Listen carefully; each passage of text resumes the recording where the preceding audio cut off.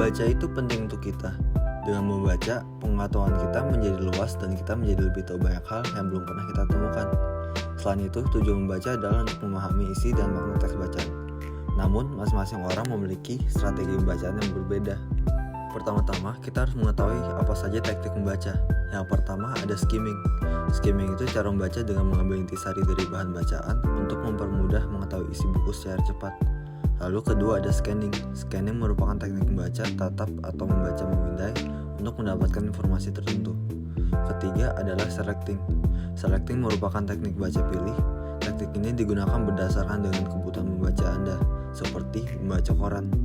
Lalu yang terakhir ada skipping. Skipping merupakan teknik baca yang melompati atau mengabaikan bagian yang dirasa tidak diperlukan. Namun, strategi membaca yang saya gunakan adalah SQ4R. SQ4R ini terdiri dari survey, question, read and record, recite, dan review. Dengan menggunakan strategi membaca ini, saya dapat mudah menganalisis artikel yang saya baca, yaitu artikel mengenai pengertian reaksi kimia. Pada tahap pertama, kita melakukan survei. Pada tahap ini, kita menggunakan dua teknik membaca yang saya bicarakan pada awal, yaitu scanning dan skipping. Pada tahap ini, kita mencari informasi dasar dan singkat dari artikel. Kita mencari gambar atau ilustrasi, tabel, dan diagram yang terdapat dalam artikel, lalu pola pengembangan paragrafnya, dan juga sebab akibat, masalah solusi, deskriptif yang terdapat dalam artikel tersebut. Tahap kedua adalah question. Pada tahap kedua ini, saya setelah membaca artikel, saya memiliki pertanyaan yang terlintas dalam benak saya.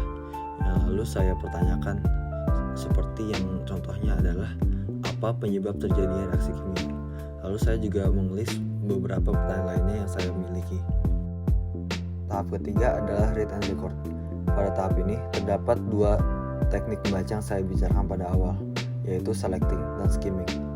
Pada tahap ini, saya membaca bagian yang relevan dengan pertanyaan saya sebelumnya, lalu saya paparkan dalam paragraf jawabannya yang saya temukan dalam artikel yang saya baca.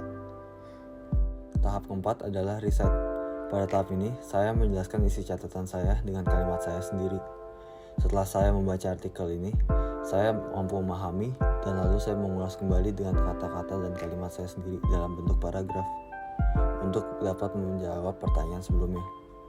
Tahap terakhir adalah review. Pada tahap ini, saya menjawab pertanyaan yang saya miliki pada awal dan jika perlu saya mencari sumber lain. Seperti pertanyaan yang pertama yang mengenai apa penyebab terjadinya reaksi kimia. Pada ini, saya dapat menemukan dalam artikel bahwa penyebab reaksi kimia adalah karena adanya campuran antara dua atau lebih kimia yang berbeda. Namun, saya juga menjawab pertanyaan lainnya dalam bagian review sini. Ini adalah contoh grafik organizer SQ4R. Sekian itu dari saya, terima kasih.